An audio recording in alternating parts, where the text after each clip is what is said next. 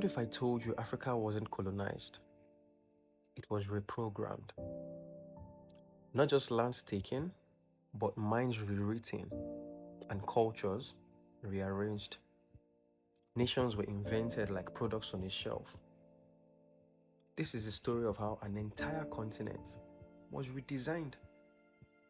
Not by its people, but by strangers who had never set foot on it. After 1885, European powers rushed into Africa like it was Black Friday. France, Britain, Belgium, Germany, Portugal, they carved up over 10,000 communities into 50 artificial states that were drawn on a map. Check the map very well, you'll see some very straight lines. They were drawn with ruler, I imagine. The people inside those borders never asked, never consulted. Whole kingdoms were cut in half. Enemy tribes were forced into the same country. Even deserts and rivers, they were split like they were furniture. Colonization wasn't just flags and guns, it was systems. New languages imposed, new laws replaced old traditions, new education that taught African children to admire Europe and question themselves. Spirituality replaced with guilt, identity replaced with hierarchy. Even names changed from kingdoms like Buganda, Dahomey, Asante to labels like French West Africa, British Nigeria, Belgian Congo. Africa became a collection of possessions. Rubber, gold, cocoa, palm oil, cotton. Africa's resources were not harvested, they were extracted. I mean, it was after slave trade. Slave trade had been abolished. Entire villages worked for taxes. Forced labor built roads Europeans will use. Soldiers punished those who resisted.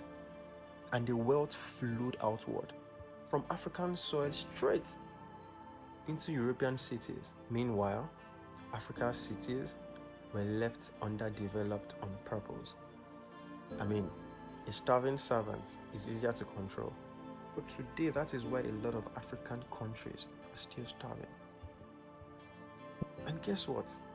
If we actually had leaders who had a vision for Africa, if we had leaders who had the strength of will to resist,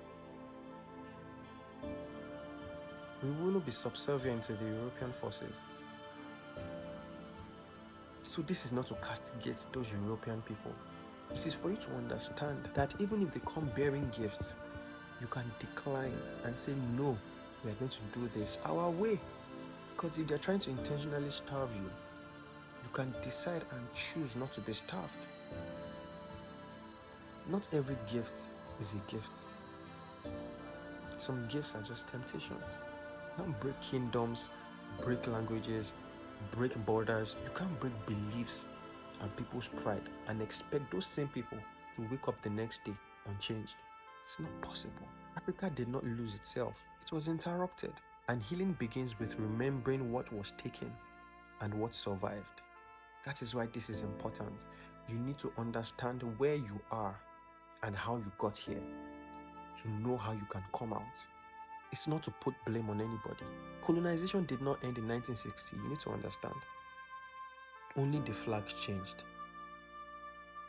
They are still doing what they are doing in different ways. Colonization wasn't just land theft.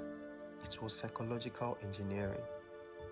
And to understand Africa today, we must understand how the continent was redesigned and how its people are reclaiming what was stolen, because we're going to reclaim it, reclaim ourselves, reclaim our sense of pride, and reclaim our identity in who we are.